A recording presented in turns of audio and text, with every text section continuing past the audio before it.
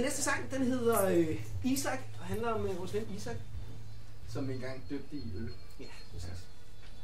Han lavede band, der hed Legendebørn, og så stjal Aqua det senere, eller hvad hedder han der fra Aqua, til sin sang. Det var lidt ærgerligt, synd for ham. 15-årig gud, stjålet sit liv.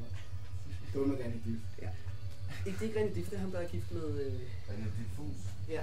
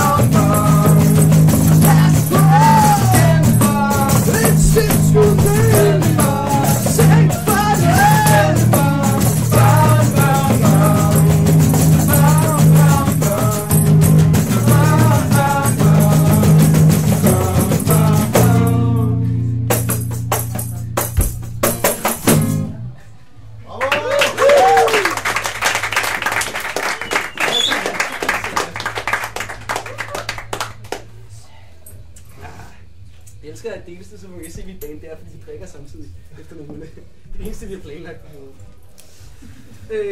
Den næste sang, den har vi lige